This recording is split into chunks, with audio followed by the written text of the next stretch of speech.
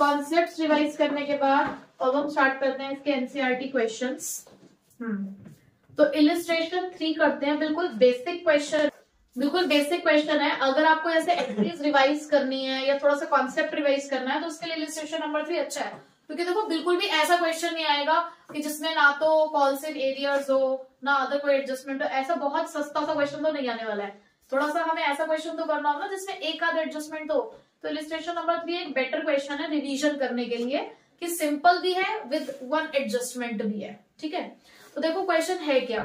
Question है Chronic Limited issued 10,000 equity shares of ₹10 each payable at ₹2.50 on application, 3 on allotment। देखो 10 रुपए का share है और किस तरीके से पैसा आता है, 2.5 रुपए आते हैं एप्लीकेशन पे, 3 रुपए आते हैं अलॉटमेंट पे, 2 रुपए आते हैं फर्स्ट कॉल पे और 2.5 रुपए आते हैं सेकेंड एंड फाइनल कॉल पे। ठीक है, देखो पूरे 10 रुपए कंप्लीट हो चुके हैं हमारे। आगे चलते हैं। All the shares were fully subscribed and paid except of the share holders having 100 shares who could not pay for the second and final call, give the journal entries. अब क्या हुआ कि एक ऐसा हमारा शेयर होल्डर है जिसके पास 100 shares है और उस शेयर होल्डर ने जो सेकेंड कॉल है ये पे नहीं करी है। ठीक है, तो यानी कि जो भी एडजस्टमेंट है वो सेकंड एंड फाइनल कॉल के टाइम की है, वो हम तब के तब देखेंगे। उससे पहले जो बाकी की चीजें है वो कर लेते हैं।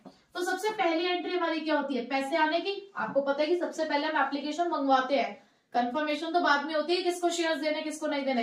पहले तो हम शेयर्स के लिए एप्लीकेशन मांगते हैं। तो फर्स्ट एंट्री होती है आपकी bank account debit to share application account.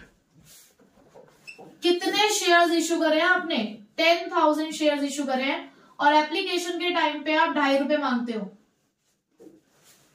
ठीक है, आप 2.5 रुपए मांग रहे हो तो कितने पैसे आ रहे हैं आपके पास, 25,000। ठीक है, उसके बाद क्योंकि यहां पर सभी को शेयर्स दे दिए गए हैं तो नेक्स्ट एंट्री आप करते हो share application account debit to share capital account.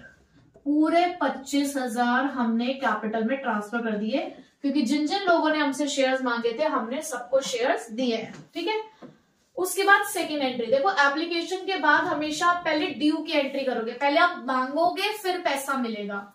तो यहां पर सेकेंड है हमारे पास अलॉटमेंट।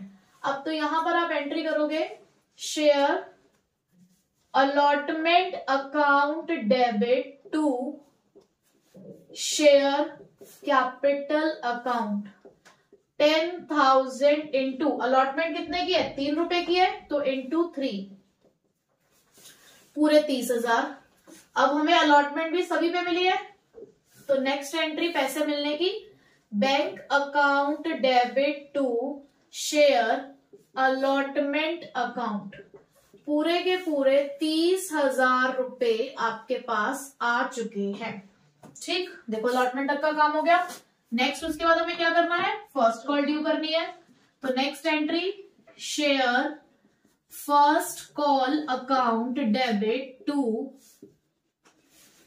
Share capital account. फिर से वही 10,000 शेयर पे 2 रुपए के हिसाब से, क्योंकि फर्स्ट कॉल 2 रुपए की है तो ये आ गया आपका 20,000। उसके बाद पैसे मिलने की entry bank account debit to share first call account 20,000। हो गई एंट्री रिवाइज। अगर कोई बच्चा पहली बार भी इसको पढ़ रहा हो तो एक पैटर्न आप नोट कर रहे होगे। देखो पहली 2 एंट्री से थोड़ी सी डिफरेंट है कि पहले बैंक टू शेयर एप्लीकेशन फिर share application to share capital है, लेकिन थर्ड एंट्री से एक पैटर्न है भाई। जो उन्होंने नेक्स्ट चीज बोली है share allotment to share capital, due करने पहले ड्यू करते हैं फिर बैंक वाली एंट्री, फिर ड्यू फिर बैंक। आप बस अपने यहाँ पर जो कॉल का नाम है वो चेंज करते रहते हो, अदरवाइज एंट्री बिल्कुल सेम है। ठीक है, अब आते हैं सेकंड कॉल पे जिसपे कुछ पैसा नहीं भी मिला है, तो तब क्या करते हैं। अब सेकंड कॉल के टाइम पे हमें पता चला कि 100 शेयर्स पे पैसा नहीं मिला है, तो आप second and final call due कितने शेयर्स पे करोगे, पूरे 10,000 पे या 9,900 पे?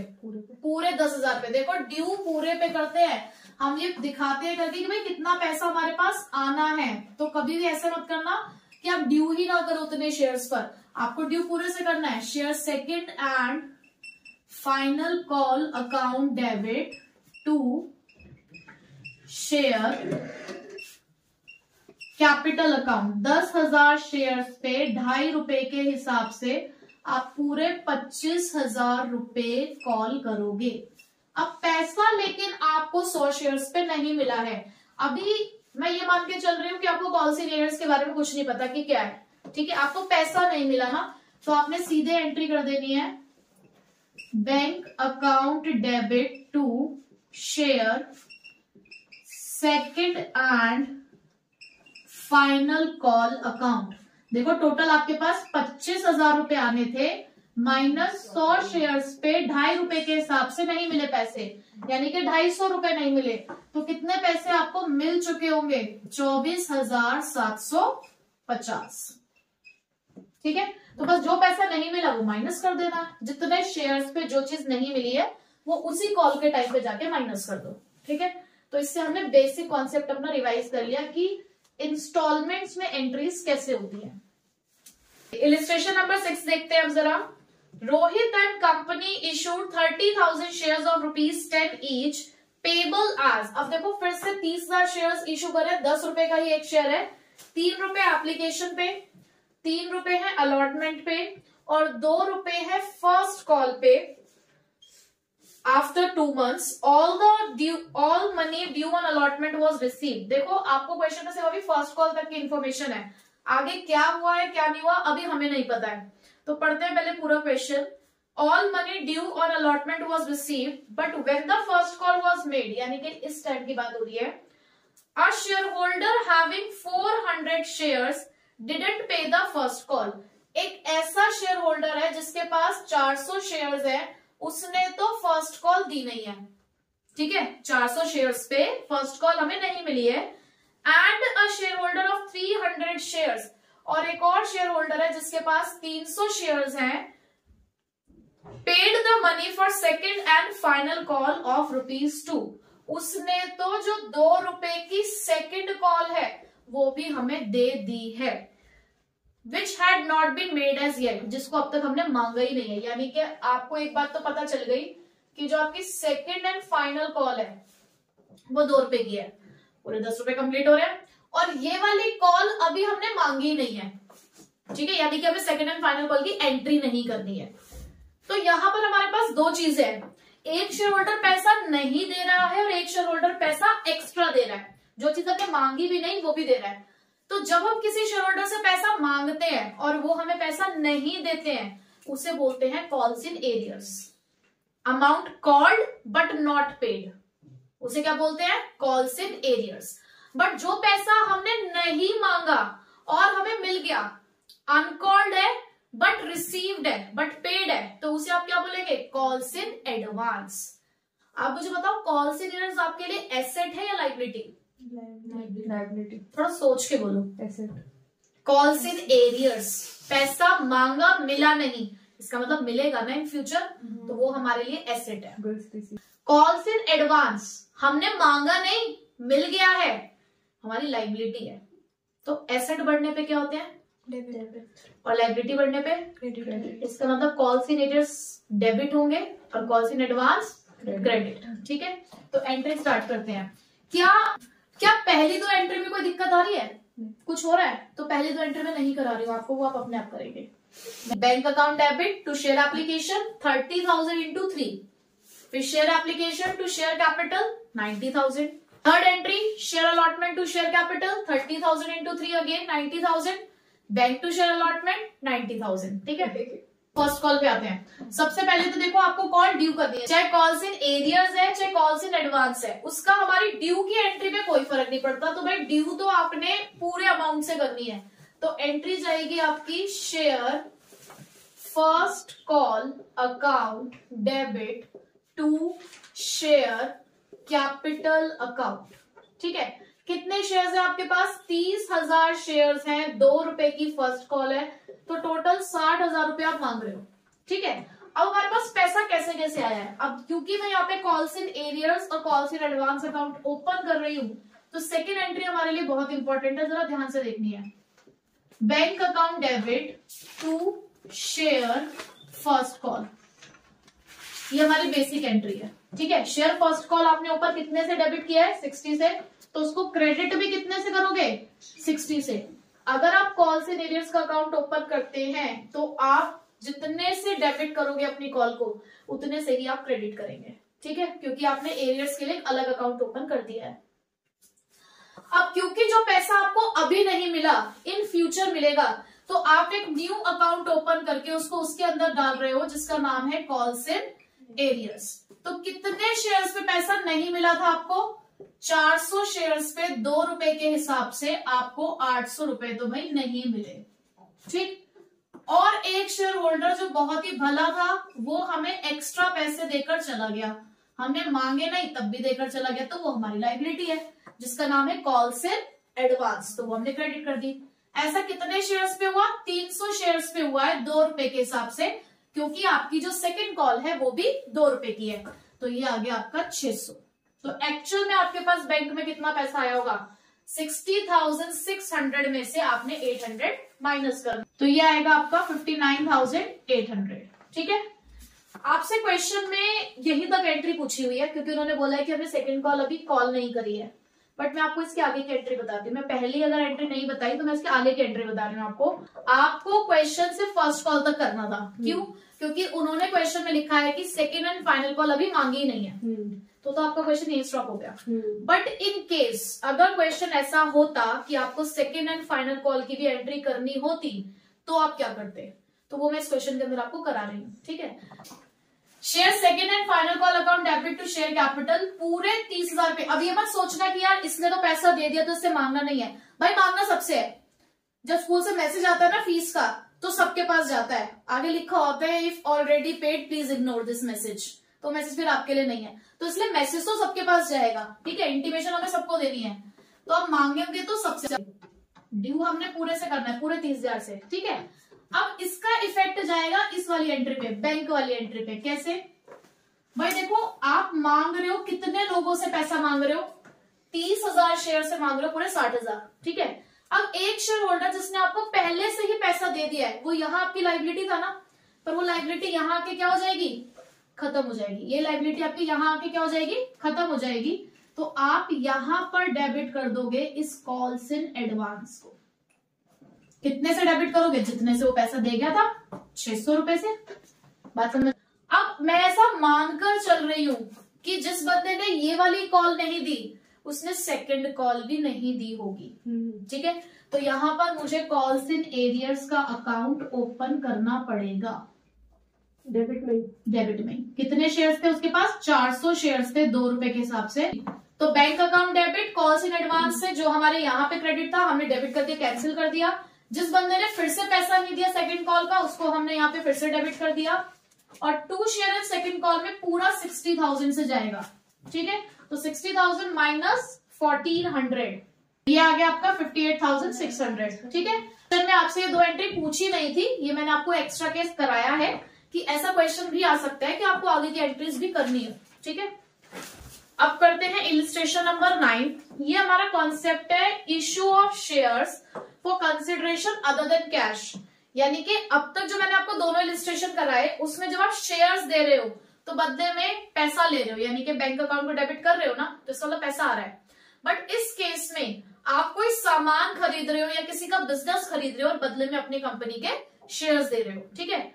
तो अब देखो शेयर्स किस तरीके से दिए जाते हैं। क्वेश्चन है, Jindal and company purchase a machine from high Life Machine limited for ₹3,80,000। अब यहाँ पे आपको ये पहचानना है कि आपके लिए वेंडर कौन है। वेंडर कौन होता है, जिससे हम सामान खरीदते हैं। किससे खरीदा हमने सामान, हाई लाइफ मशीन लिमिटेड से, ठीक है। तो पहली एंट्री होती है जो सामान आपने खरीदा, आपने खरीदी है मशीन, तो पहली एंट्री आप करोगे machinery account debit to High Life Machine limited.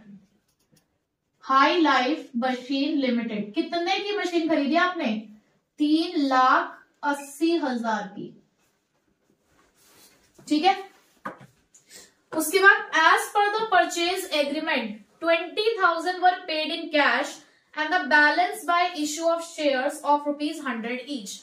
उन्होंने कहा कि टर्म्स ये है हमारे परचेज के कि 20,000 रुपए तो हमने अभी दे दिए, तो 20,000 देने की एंट्री कर दो। हाई लाइफ मशीन लिमिटेड, मैं लिमिटेड के लिए एलटीडी यूज कर रही हूं, 20,000 टू कैश अकाउंट। उन्होंने कहा आपने तुरंत 20,000 रुपए दे दिए, तो ठीक है दे दिए हमने। बैलेंस के लिए शेयर्स देने हैं, बैलेंस बचा कितना है 3,60,000। तो मैं नेक्स्ट एंट्री में लिख कर रख लेती हूँ high Life Machine limited debit, कितना पैसा देना है हमने 3,60,000। अब जरा देखते हैं कि कंडीशन क्या है। उन्होंने कुछ कंडीशंस दिए हैं।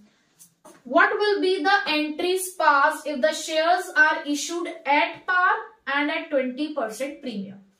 देखो दो तरीके से आप शेयर्स को इशू करते हो, या तो एट पार या प्रीमियम। पार का मतलब क्या है भाई, 10 का शेयर 10 पे चला गया, यानी कि जहां पर फेस वैल्यू और इशू प्राइस सेम होते हैं। फेस वैल्यू और इशू प्राइस अगर सेम है तो उसे एट पार कहते हैं। बट अगर 10 की चीज 12 में जा रही है, 13 में जा रही है, 14 में जा रही है, यानी कि फेस वैल्यू से ज्यादा इशू प्राइस है, तो उसे बोलते हैं शेयर्स इशूड एट प्रीमियम। ठीक है, तो दोनों केसेस के अकॉर्डिंग हमें यहाँ पे एंट्री करनी है। तो अगर पार का केस है तो यहां पर ना आपको एक फॉर्मूला अप्लाई करना होगा। आपको वर्किंग नोट में दोनों के लिए एक फॉर्मूला लगाना है। क्या,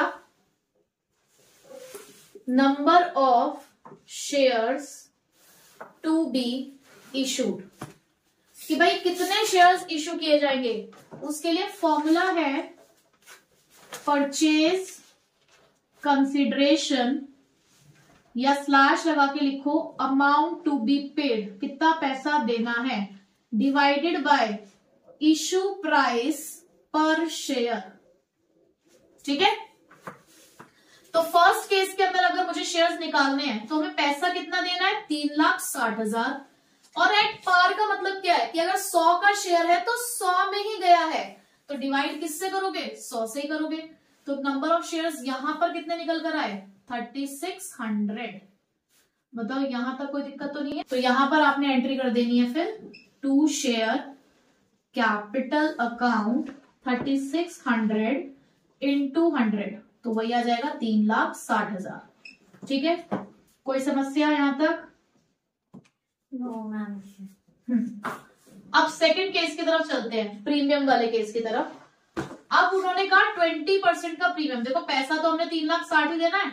अब यहाँ इशू प्राइस क्या होगी, 100 का शेयर है, 20% का प्रीमियम है, तो 100 का 20% 20 रुपए, तो यानी कि 120 रुपए का इशू प्राइस आ गया। ये बात क्लियर हुई? प्रीमियम प्लस कर देना है सिंपल। तो यहां पर आपके पास शेयर्स कितने आए 3,000 शेयर्स। अब एंट्री समझो कैसे करोगे सेकंड केस के लिए। High Life Machine limited debit, देखो पैसा तो 3,60,000 देना है, टू शेयर कैपिटल अकाउंट। देखो शेयर्स कितने दे रहे हो आप 3,000, और देखो शेयर कैपिटल में हमेशा फेस वैल्यू जाती है, चाहे तुम्हारा केस कुछ भी हो, यहाँ पे हमेशा फेस वैल्यू जाएगी, यानी कि ये तो सिर्फ मल्टीप्लाई होगा 100 से। तो यहाँ तो सिर्फ 3 लाख ही है, बाकी के 60,000 कहां गए, बाकी का 60,000 क्या है प्रीमियम। प्रीमियम है हमारे लिए गेन, तो उस गेन को आप क्या करोगे क्रेडिट। सो यहां आप लिख दोगे टू सिक्योरिटीज प्रीमियम अकाउंट, कितने से 3,000 शेयर्स पे 20 रुपए के हिसाब से, तो ये आ गया आपका 60,000। ठीक है, हो गए 3,60,000 कंप्लीट। बस इस तरीके से कंसिडरेशन अदर देन कैश को सॉल्व किया जाता है। सो इलिस्ट्रेशन नंबर 11 से अब हमारे 4 फीचर का कॉन्सेप्ट स्टार्ट हो रहा है। 4 फीचर क्या है, जहां पर हम शेयर्स को कैंसिल करते हैं due to the non payment of shares, कि लोगों से हमने पैसा मांगा, उन्होंने कॉल्स नहीं पे करी, हमने 14 डेज का टाइम पीरियड दिया, मिनिमम 14 डेज हमें देने होते हैं, तो 14 डेज के बाद भी अगर वो हमें पैसा नहीं देते हैं तो हम उनके शेयर्स को कैंसिल कर देते हैं। ठीक है, तो जब आप शेयर्स देते हो तो शेयर कैपिटल को क्या करते हो क्रेडिट, तो जब आप उसको कैंसिल करोगे तो उसे क्या करोगे डेबिट। ठीक है, तो पहली चीज तो ये कि शेयर कैपिटल अकाउंट डेबिट होगा। अब तक जो पैसा आपको शेयर्स पे मिल चुका होगा, देखो एप्लीकेशन तो हर कोई देता है, एप्लीकेशन तो हमारे पास आती ही आती है, चाहे अलॉटमेंट ना मिली हो, कल को फर्स्ट कॉल ना मिली हो, लेकिन एप्लीकेशन तो भी शेयर्स पे पैसा आ चुका होता है उसे हम सेपरेट अकाउंट में डालते हैं जिसका नाम होता है शेयर्स फॉरफिटेड अकाउंट, ठीक है, और इसे हम यहां पर क्रेडिट करते हैं। 2 और क्या आता है, जो पैसा नहीं मिला, क्योंकि देखो शेयर कैपिटल के अंदर आपने कुछ अमाउंट डेबिट किया होगा, सपोज 10 रुपए का शेयर है, आपको 10 में से 6 रुपए मिल गए हैं और 4 रुपए नहीं मिले हैं, तो आपने शेयर कैपिटल को 10 से डेबिट करा होगा ना कैंसिल करने के लिए, तो जो पैसा मिल गया उसे आप शेयर फॉरफिटेड के नाम से क्रेडिट करोगे, जो पैसा नहीं मिला तो जो कॉल नहीं मिली है उसके नाम से क्रेडिट करोगे, या फिर कॉल्स इन एरियर्स, ठीक है। तो क्वेश्चंस के थ्रू समझते हैं इसको कि किस तरीके से क्वेश्चन सॉल्व किया जाता है। साहिल अ shareholder failed to pay the money for second and final call of ₹20 on 1000 shares issued to him at 120 face value of ₹100 per share। बहुत सारा अमाउंट आ गया ना, कोई 20 है, कोई 100 है, कोई 120 है। ध्यान से सुनो क्या है। Sahil a share holder failed to pay the money for second and final call of ₹20, यानी कि हमें नहीं पता अभी फिलहाल हमारे शेयर कितने का था, बट उसमें 20 रुपए की एक सेकेंड एंड फाइनल कॉल थी जो साहिल नाम के शेयर होल्डर ने पे नहीं की। ऑन 1000 शेयर्स, कितने शेयर्स पर, 1000 शेयर्स पर, इश्यूड टू हिम एट ₹120, और हमने उसे शेयर कितने का इश्यू कर रखा था, 120 का, जबकि शेयर की फेस वैल्यू कितनी दे रखी है, 100। दैट मीन्स 100 का शेयर था, 20 रुपए का था प्रीमियम, और इसी 100 में से 20 रुपए की एक सेकेंड एंड फाइनल कॉल थी जो हमें नहीं मिली है 1000 शेयर्स पर, ठीक है। आगे लिखा है his shares were forfeited after the second and final call, तो हमने सेकेंड एंड फाइनल कॉल मांगी है, उसके बाद हमने शेयर्स को छीना है। Give the journal entry for the forfeiture of shares, आपको सिर्फ एक ही एंट्री करनी है, ठीक है। तो कैसे करेंगे, पहले ध्यान से समझेंगे कि क्या एंट्री होती है। आपने एंट्री करनी है share capital account debit to shares forfeited account, या टू फॉरफिटेड शेयर्स अकाउंट, ये भी लिख सकते हो, उससे कोई फर्क नहीं पड़ता। टू क्या नहीं मिला हमें, to share second and final call account. अब अमाउंट कैसे कैसे जाएगा, कितने शेयर्स कैंसिल करने जा रहे हो, सिर्फ 1000 शेयर्स, और कितना पैसा मांग चुके हो, क्योंकि आप सेकेंड एंड फाइनल कॉल के बाद शेयर्स फॉरफिट कर रहे हो, प्रीमियम से मतलब नहीं है, शेयर कैपिटल का प्रीमियम से कोई मतलब नहीं होता। आप पूरे 100 रुपए मांग चुके हो, मांगे आपने पूरे 100 रुपए हैं, तो पूरे 100 से ही कैंसिल करोगे, यानी कि कितना आ जाएगा, 1 लाख, ठीक है। अब इसमें से 100 में से 20 रुपए नहीं मिले, तो कितने मिल चुके होंगे, 80 रुपए मिल गए होंगे। तो आप शेयर फॉरफिटेड में डालोगे 1000 × 80, यानी कि 80,000, और कितने पैसे नहीं मिले सेकंड कॉल पे, 20 रुपए, यानी कि 20,000। तो आपको ये पता लगाना है कितना पैसा मिल गया कितना नहीं मिला। उन्होंने सिंपल बताया था 20 रुपए की फाइनल कॉल नहीं मिली 100 में से, तो कितने मिल गए होंगे, 80। तो पैसा मिल गया, उसे किस में डालना होता है, शेयर्स फॉरफिटेड में। Question number 12. Sunaina, a shareholder holding 500 shares of ₹10 each, didn't pay the allotment of ₹4 per share. एक हमारी शेयर होल्डर है सुनैना, उसने हमारी कंपनी के 500 शेयर्स खरीदे हुए हैं, 10 रुपए का एक शेयर है, जिसपे उसने 4 रुपए की अलॉटमेंट नहीं दी है, और ब्रैकेट में लिखा हुआ है including a premium of 2। That mean share issue हुआ था प्रीमियम पे, ठीक है। और अलॉटमेंट भी कैसे जाएगी फिर, 2 + 2, 2 रुपए का प्रीमियम, 2 रुपए की allotment money. And the first and final call of ₹3, उसने 3 रुपए की फर्स्ट एंड फाइनल कॉल भी नहीं दी है। Her shares were forfeited after the first and final call, और इस कॉल के बाद हमने उस शेयर्स को छीन लिया है, यहां भी हमें फॉरफिचर की एंट्री करनी है। देखो टोटल हमने उससे 10 रुपए मांगे थे, ठीक है। 10 में से आपने कितने पैसे उसने नहीं दिए हैं, भाई 2 रुपए अलॉटमेंट पे नहीं दिए, प्रीमियम हटा के देखना होता है। 10 का शेयर था, 2 रुपए का अलॉटमेंट है, 3 रुपए की फर्स्ट एंड फाइनल कॉल है, कितने पैसे हो गए, 5। तो इसका मतलब एप्लीकेशन पे कितना पैसा मांगा होगा आपने, 5 रुपए, ठीक है। उसने अलॉटमेंट नहीं दी, उसने फर्स्ट एंड फाइनल कॉल नहीं दी, तो उसने क्या दिया होगा? सिर्फ एप्लीकेशन। ठीक है, तो क्या मिल गया और क्या नहीं मिला ये हमें पता चल चुका है। तो अब एंट्री क्या करनी है हमने?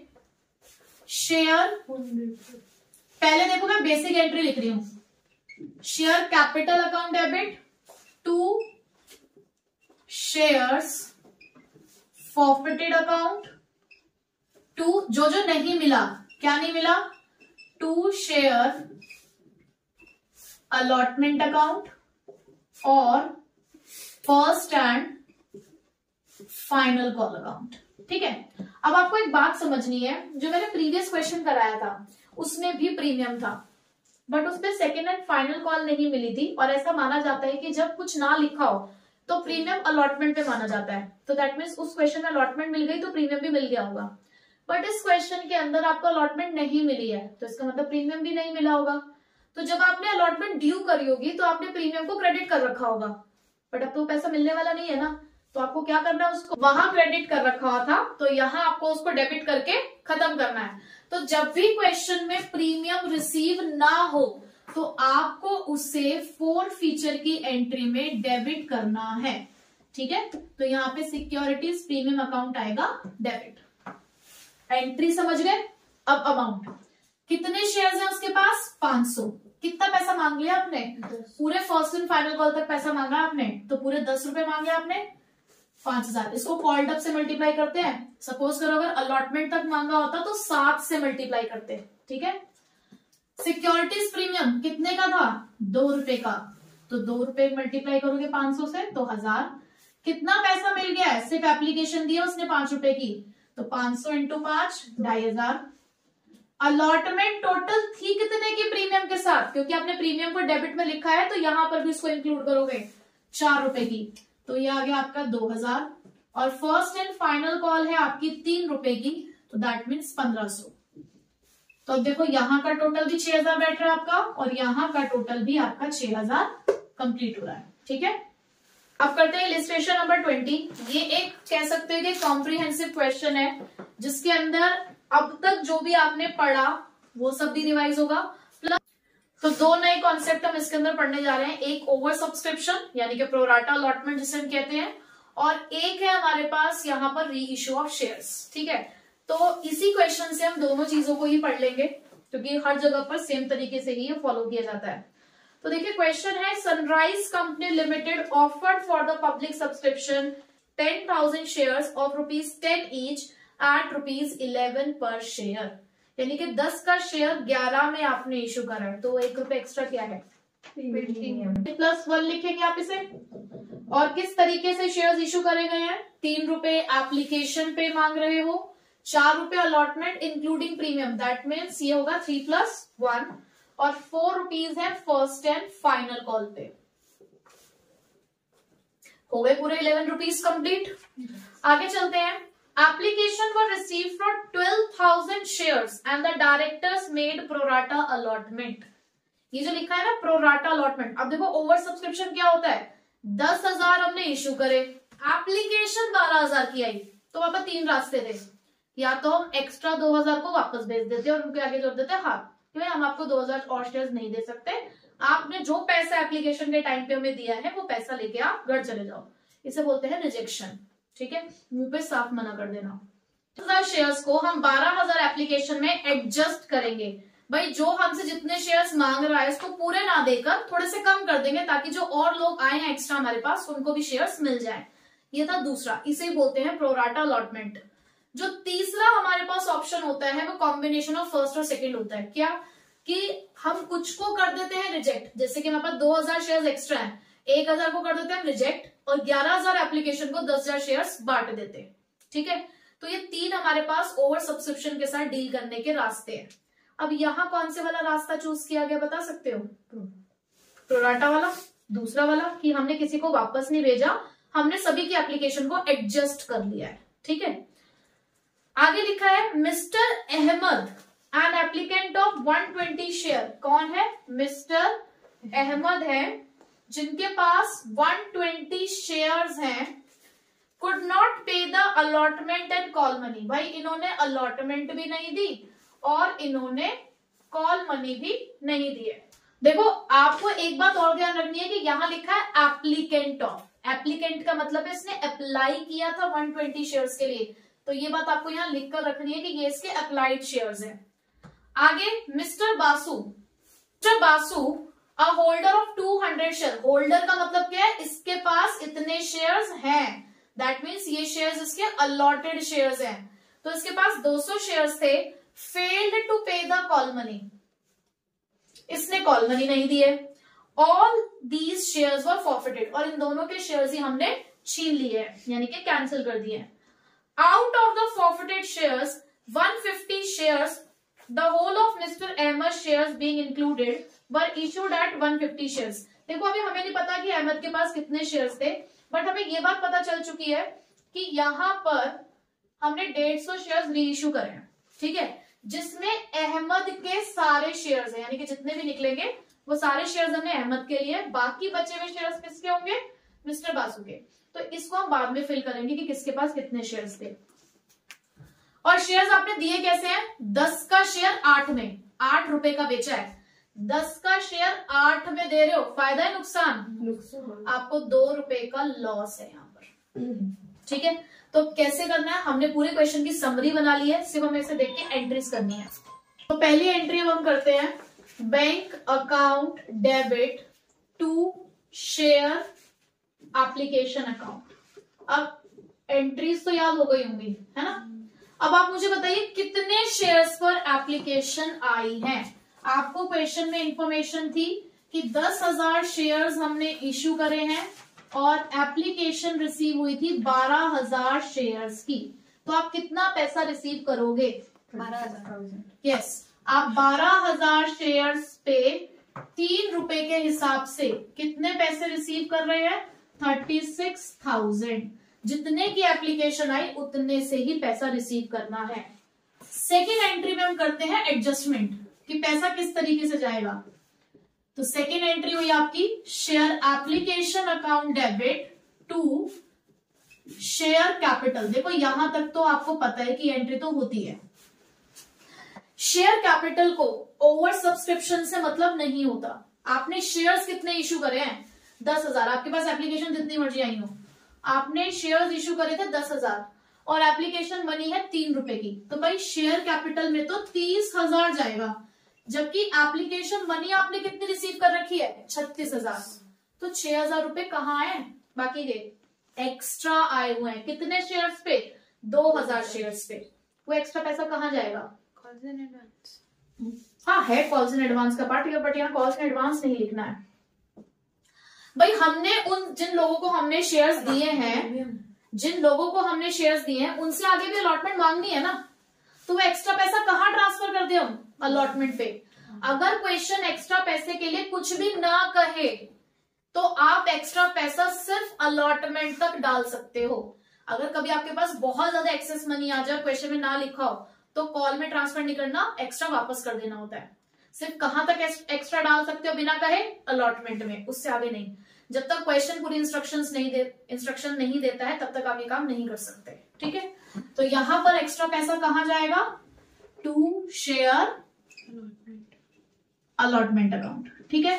तो ये हो गया आपका 2,000 इंटू 3 यानी के 6,000। अब पूरे 36 कंप्लीट। अब आपको थर्ड एंट्री किस चीज की करनी है, share allotment account debit to share capital account, ठीक है। और क्योंकि क्वेश्चन में यहां प्रीमियम है अलॉटमेंट पे, तो यहां आप लिखेंगे टू सिक्योरिटीज प्रीमियम अकाउंट। तो देखो आप कितने शेयर्स पे अलॉटमेंट मांगोगे, पूरे 10,000 शेयर्स पे 4 रुपए के हिसाब से 40,000, जबकि इसके अंदर 3 रुपए की है अलॉटमेंट और 1 रुपए का है प्रीमियम। तो ये आ गया आपका 30,000 और 10,000। यहां तक की बात क्लियर। अब अगली एंट्री, बट अगली एंट्री को करने से पहले मैं थोड़ा सा रुकूंगी। क्यों, क्योंकि अलॉटमेंट में कुछ हुआ है। एक शेयर होल्डर ने अलॉटमेंट मनी नहीं दी है, तो कौन सी नई बात हुई, हमें आता तो है कॉल्स इन एरियर्स, बट यहां इतना आसान नहीं है। यहाँ है प्रोराटा अलॉटमेंट। क्या अहमद ने पूरी अलॉटमेंट नहीं दी है? क्या अहमद ने अगर 120 शेयर्स आपसे मांगे थे तो आपने उसे 120 शेयर्स ही दिए हैं? प्रोराटा है, उसने ज्यादा मांगे होंगे, आपने उसको कम शेयर्स दिए हैं, उसका कहीं ना कहीं पैसा एक्स्ट्रा रहा होगा जिसे आपने अलॉटमेंट में ट्रांसफर किया है। तो क्या आप जज कर सकते हो सिर्फ इतना ही देख के कि कितना पैसा एक्स्ट्रा है कितना नहीं है? नहीं। तो अभी आप ये एंट्री नहीं कर सकते। इस एंट्री को करने से पहले आपको एक एक्स्ट्रा वर्किंग नोट बनाना है, ठीक है? कब बनाना एक्स्ट्रा वर्किंग नोट? जब प्रोराटा अलॉटमेंट है, एक्सेस मनी अलॉटमेंट तक गई या सपोज करो कॉल तक गई और वो पैसा आपको नहीं मिला, तो वहां आपको एक वर्किंग नोट बनाना पड़ता है, ठीक है? तो पहले हम वो वर्किंग नोट बनाएंगे, फिर आगे की एंट्रीज करेंगे। अभी वर्किंग नोट कैसे बनता है? 4 स्टेप का वर्किंग नोट है। सिंपल करने को आप इसे 2 स्टेप या 3 स्टेप में भी कंप्लीट कर सकते हो, बट मैं आपको इसको बहुत सिंप्लीफाइड तरीके से बता रही हूँ, तो कोई बात नहीं, हम 4 स्टेप में कंप्लीट करेंगे, लेकिन बिल्कुल सही काम करेंगे। तो पहला स्टेप होता है आपका निकालना रेशो ऑफ अलॉटमेंट। और रेशो ऑफ अलॉटमेंट कैसे निकलती है? Applied ratio allotted. अप्लाइड कितने थे? 12,000। अलॉटेड कितने हैं? 10,000। तो आपकी रेशो क्या निकल कर है यहाँ पे? 6:5, ठीक है? सेकेंड स्टेप है आपका, जैसे कि यहाँ पर अप्लाइड शेयर्स दे रखे हैं तो हमें इसके अलॉटेड निकालने होंगे, ठीक है? तो आप यहाँ लिखोगे शेयर्स अलॉटेड टू अहमद। कितने शेयर्स के लिए उसने अप्लाई किया था? 120 शेयर्स के लिए। आपको कौन से शेयर्स निकालने हैं? अलॉटेड। अलॉटेड की रेशो क्या है? 5 और अप्लाइड की रेशो क्या थी? 6, तो 5/6।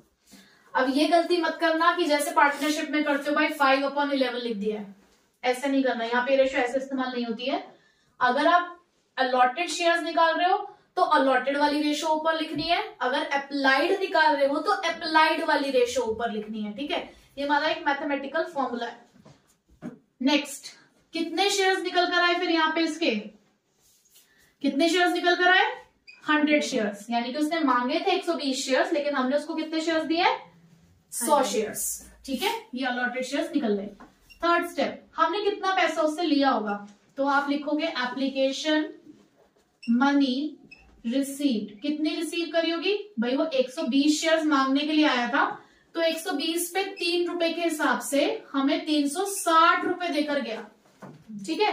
जबकि एप्लीकेशन मनी कितने यूज कर सकते हैं? 100 शेयर्स पे, क्योंकि हमने उसको शेयर्स कितने दिए? सिर्फ 100। तो 300 रुपए हमने उसके एप्लीकेशन पे रख लिए और एक्स्ट्रा कितने बचे? 60 रुपए। ये एक्सेस मनी आपने कहाँ ट्रांसफर करी होगी? अलॉटमेंट पे। ये है वो उसका एक्स्ट्रा पैसा जो आपने अलॉटमेंट पे ट्रांसफर किया होगा। फोर्थ स्टेप, अलॉटमेंट पे कितना पैसा मांगना है हमने उससे? Allotment money due 100 shares. भाई 100 पे मांगोगे, 120 से मत मांगना। जितने शेयर्स अलॉट किए उतने पे मांग सकते हो। 4 रुपए के हिसाब से आप मांग रहे हो 400 रुपए, जबकि कुछ पैसा ऑलरेडी आपके पास उसका आ चुका है। कितना पैसा आ चुका है? 60 रुपए। तो अब कितना पैसा नहीं आया उसका? 340 रुपए। तो ये है वो पैसा जो उसने नहीं दिया, अलॉटमेंट मनी नॉट रिसीव। तो ये 4 स्टेप का आपका वर्किंग नोट है जो आपको बनाना आना चाहिए। 6 नंबर के क्वेश्चन में ये वर्किंग नोट बनाना ही पड़ेगा आपको। अगर सिंपल फोरफीचर के 3 क्वेश्चन आए अलग अलग तो नहीं बनाना पड़ेगा, बट अगर पूरा एक क्वेश्चन आता है जैसे हम कर रहे हैं तो कहीं ना कहीं आपको एक वर्किंग नोट बनाना ही पड़ेगा। क्यों बनाना पड़ रहा है? क्योंकि हमें ये अमाउंट चाहिए था, कितना पैसा उसने नहीं दिया, तो उसके लिए जानना जरूरी था कि हमने उसको शेयर्स कितने दिए हैं, कितना पैसा आ गया कितना नहीं आया, तो वो देखना था हमें, ठीक है? तो अब हमारी फोर्थ एंट्री है bank account debit to share allotment. देखो आपकी इच्छा है कि आप call see needs account open करो या ना करो, ये आपके ऊपर डिपेंड करता है, क्योंकि क्वेश्चन में ऐसा बोला नहीं गया कि आपको call see needs account open करना है। तो आपकी इच्छा है, आप इसे कॉल सी नीड्स के साथ भी कर सकते हो और विदाउट कॉल सी नीड्स भी कर सकते हो। तो मैं इस क्वेश्चन को कॉल सी नीड्स के साथ करा रही हूँ। तो यहाँ पर जो पैसा नहीं मिला उसे आप किस में डालेंगे? कॉल्स इन एरियर्स अकाउंट, ठीक है? कितना नहीं मिला था? 340 रुपए। आपको टोटल अलॉटमेंट पे पैसा मिलना कितना था? आपने थर्ड एंट्री में कितना ड्यू करा है? 40,000 ड्यू किया था। और सेकेंड एंट्री में अगर आप देखें तो आपको 6,000 ऑलरेडी मिल चुका था। 40 माइनस 6 34,000 आपको अब मिलना था। 34,000 में से 340 नहीं मिला तो कितना मिल गया होगा? 33,660 हमें मिल गया। ठीक है, नेक्स्ट एंट्री पे आते हैं।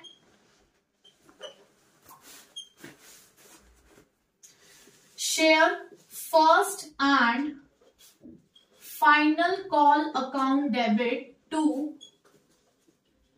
Share capital account. कितने शेयर्स पर? भाई पैसा मिले या ना मिले वो तो बात की बात है, हमें मंगवाना तो सबसे ही है। 10,000 शेयर्स पे 4 रुपए के हिसाब से फिर से 40,000 हमने मांगे। नेक्स्ट पैसे मिलने की बारी आई। अब जब पैसे मिलने की बारी आई तो फिर से हमने इधर देखा कि यहां पर कॉल मनी एक तो मिस्टर अहमद ने नहीं दी और इनके हमें शेयर्स पता चल चुके हैं कि अलॉटेड शेयर्स कितने हैं, 100 शेयर्स अलॉटेड है। और एक मिस्टर बासु थे जिनके पास 200 शेयर्स है, उन्होंने भी कॉल मनी नहीं दी है। तो टोटल कितने शेयर से पैसा नहीं मिला आपको? 300 शेयर्स पे। कैसे 300 शेयर्स?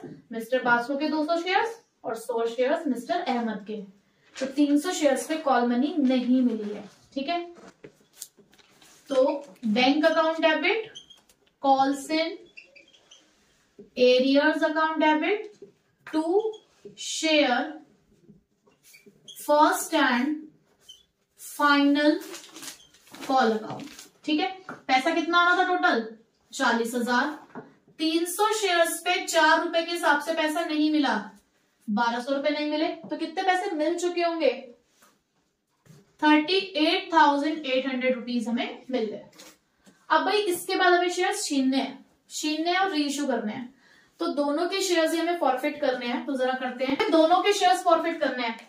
आपकी इच्छा आप दोनों के एक साथ फॉरफिट करो या अलग अलग एंट्री करो। मैं अलग अलग एंट्री बताऊंगी जिससे कंफ्यूजन कम हो। ठीक है, तो सबसे पहले मैं मिस्टर अहमद के शेयर्स को फॉरफिट कर रही हूं।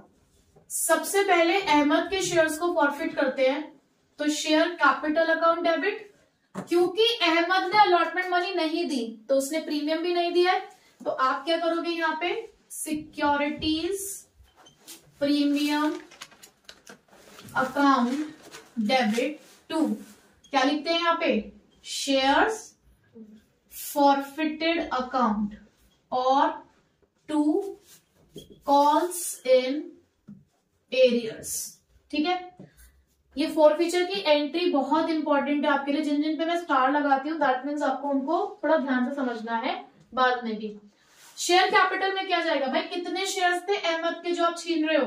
100 शेयर। पूरे मांग लिए थे ना 10 रुपए, पूरे आपने फर्स्ट एंड फाइनल कॉल तक मांगा है।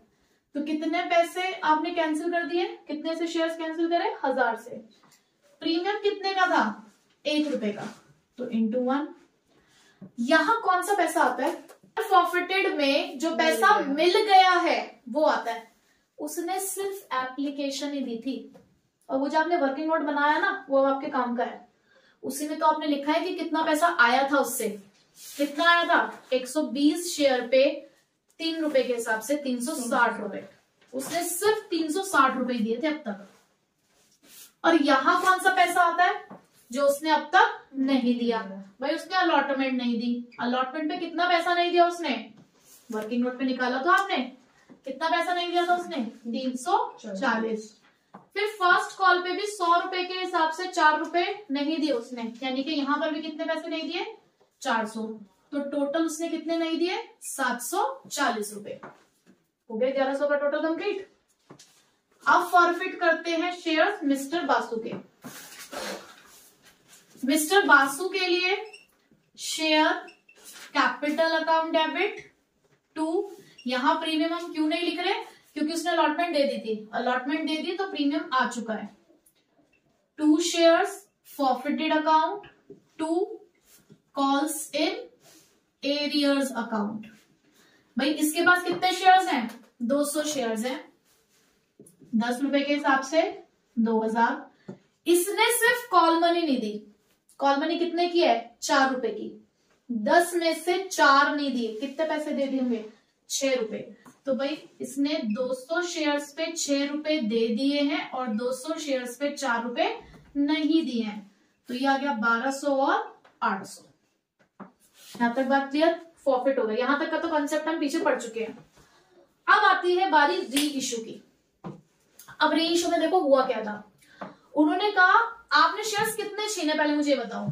100 यहां छीने, 200 यहां छीने, टोटल आपने 300 शेयर्स छीने हैं, जबकि आप बेच कितने रहे हो? 150 शेयर्स। और उसमें वो कह रहे हैं अहमद के तो सारे बेच दिए, यानी कि 150 में से 100 तो अहमद के हैं और बचे हुए 50 किसके हैं? बासु के।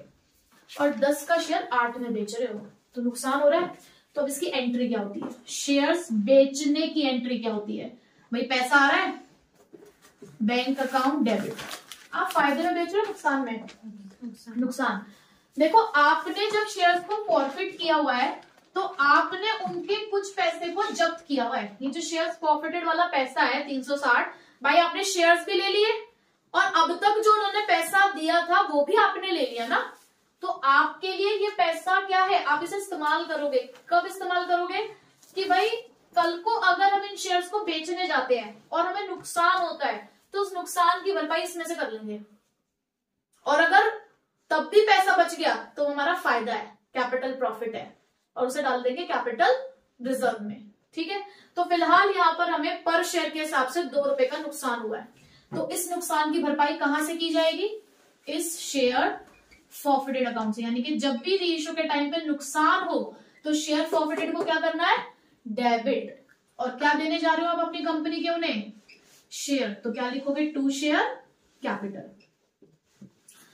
150 शेयर 8 रुपए के हिसाब से बेचे 1200। 150 शेयर्स पे 2 रुपए का नुकसान हुआ, यानी कि 300।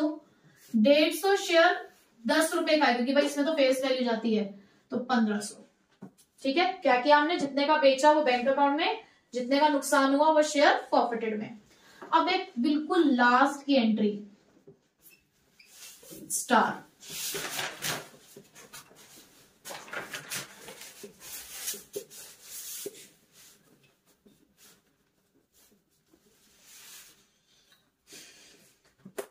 Share forfeited to capital reserve. इस शेयर फॉरफिटेड इस कैपिटल रिजर्व में सिर्फ उन शेयर्स का पैसा जाएगा जिन्हें आप बेच चुके हो। आपने फॉरफिट भी कर लिया है और बेच भी दिया है।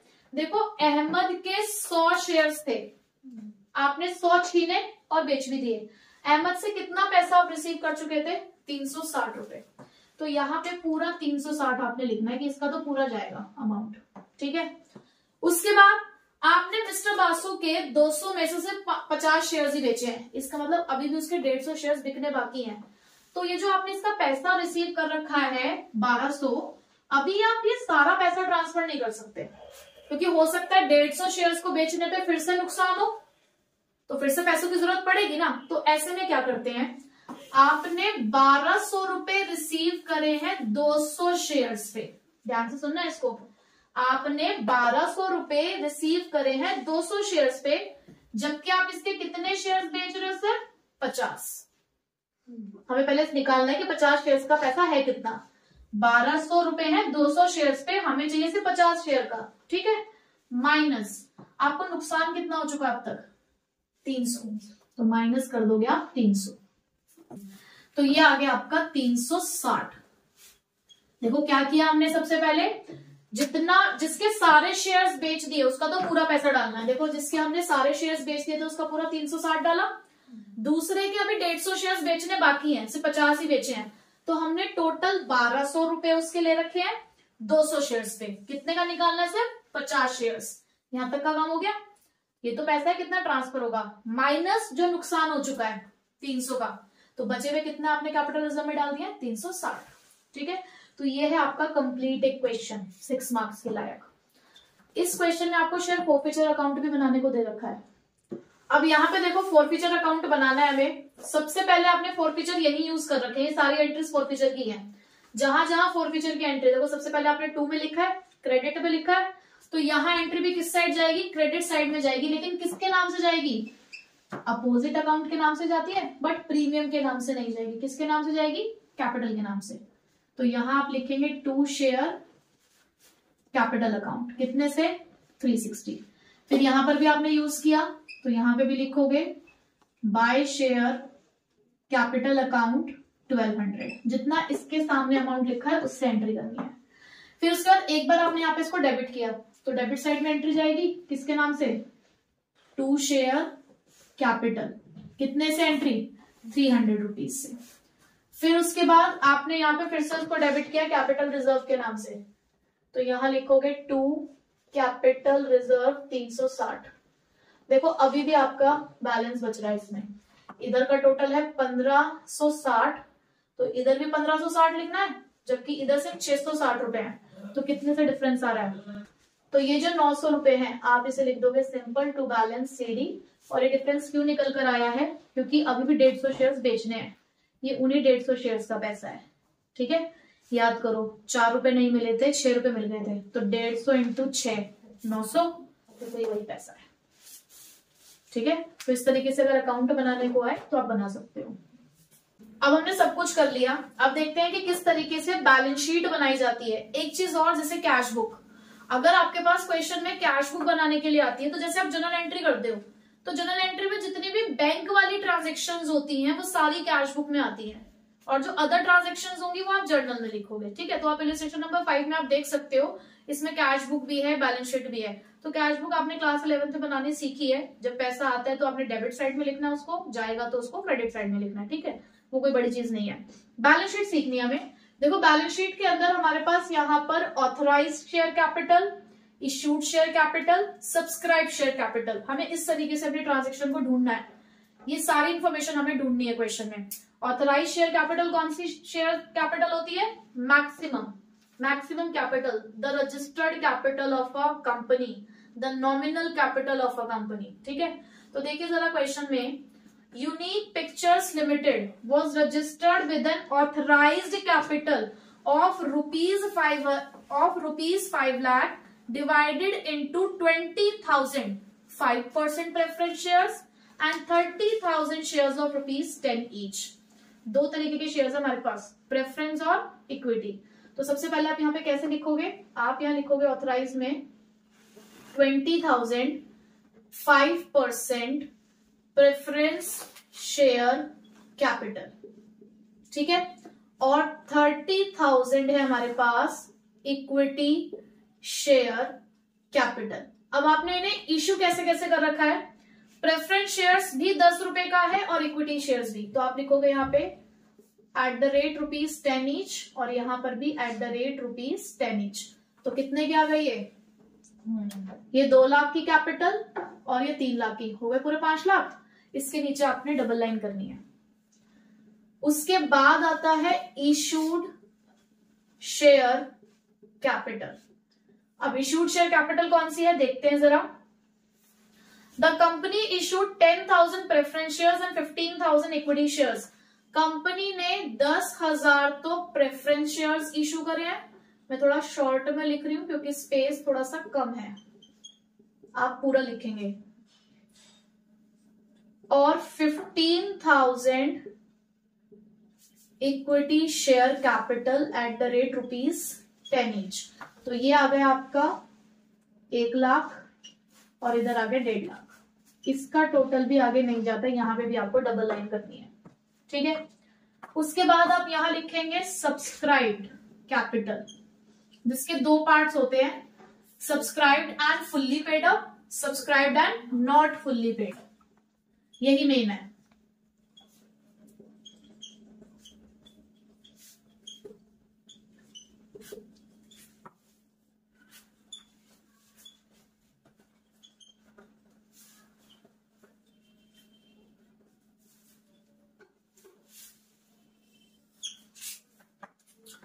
अब subscribed and fully paid up का मतलब होता है कि जिसके लिए पब्लिक ने सब्सक्राइब भी कर दिया और पूरा पैसा दे दिया। पूरे पैसे से मतलब है 10 रुपए का शेयर है तो 10 रुपए पूरे आ चुके हैं।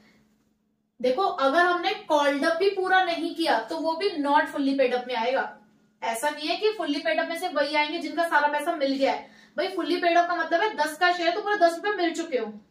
हमने 10 में से मांगे ही 8 तो आप कहोगे मिल तो 8 पूरे गए आपको, लेकिन तब भी वो नॉट फुल्ली पेड अप में काउंट होगा। ठीक है, तो आगे क्वेश्चन में देखते हैं हुआ क्या। आपको दे रखा है कि कैसे कैसे हमने पैसे मांगे। All the shares were fully subscribed, all the dues were received except the second and final call on 100 equity shares and 200 preference shares. अब क्या हुआ कि जब हमने पैसे मांगे तो ऐसे 100 शेयर होल्डर थे जिन्होंने इक्विटी शेयर्स पे पैसा नहीं दिया और 200 शेयर्स पर प्रेफरेंस शेयर्स पे पैसा नहीं मिला है। ठीक है, तो अब किस तरीके से आप लिखोगे? तो देखो हमने 10,000 शेयर्स इश्यू करे थे, जिसमें से 100 शेयर, यहाँ पे 10,000 प्रेफरेंस शेयर्स इश्यू करे थे, 200 शेयर्स पर पैसा नहीं मिला था। दैट कितने शेयर्स पे पैसा मिल चुका होगा? 9,800 शेयर्स पे। ठीक है, तो वो फुल्ली पेड अप हो गए। तो 200 शेयर्स हम डालेंगे subscribed and not fully paid up में, तो 9800 at the rate ₹10 each, 98,000। Same काम इक्विटी के लिए भी करेंगे। 15,000 इक्विटी में से 100 शेयर से पैसा नहीं मिला तो कितने में मिल गया? 14,900 पे। तो वो पूरा आ गया आपका 1,49,000। अब जिन पे पैसा नहीं मिला उनको सेपरेटली लिखना है। जैसे कि 200 शेयर्स पे 10 रुपए के हिसाब से पैसा आना था 2,000, बट क्योंकि इन 200 शेयर्स पर फाइनल कॉल 2.5 रुपए की नहीं मिली तो लिखोगे कॉल्स इन एरियर्स 500, तो इधर आ गया आपका 1,500। इसी तरीके से 100 इक्विटी शेयर्स पे 10 रुपए के हिसाब से आने थे 1,000, लेकिन यहां पर भी 2.5 रुपए की कॉल नहीं मिली, यानी कि 250 का हो गया कॉल्स इन एरियर्स। तो कितने मिले होंगे? 750। तो हमें पूरा सब्सक्राइब्ड का टोटल करना है, सिर्फ सब्सक्राइब का टोटल करना था जो कि आया 2,49,250, जिसको अब आपने यहाँ लिखना है। देखो यहाँ पे सिर्फ मेन चीज लिखी जाती है, तो यहाँ आप इसे इस तरीके से शो करोगे। सबसे पहले लिखोगे इक्विटीज एंड लाइबिलिटीज, और इक्विटीज एंड लाइबिलिटीज के अंदर शेयर होल्डर्स फंड, और शेयर होल्डर्स फंड में भी शेयर कैपिटल। और क्योंकि सब चीजों की कैलकुलेशन आपने नोट नंबर 1 में करी है तो नोट नंबर 1 डालोगे 2,49,250। इसका टोटल नहीं करते, क्यों? क्योंकि हमने यहाँ पे सिर्फ शेयर कैपिटल को शो किया है और ये हमारी बैलेंस शीट है एक्सट्रैक्ट, और एक्सट्रैक्ट का कभी टोटल नहीं होता। ठीक है, तो इसी के साथ हमने accounting for share capital complete कर लिया है।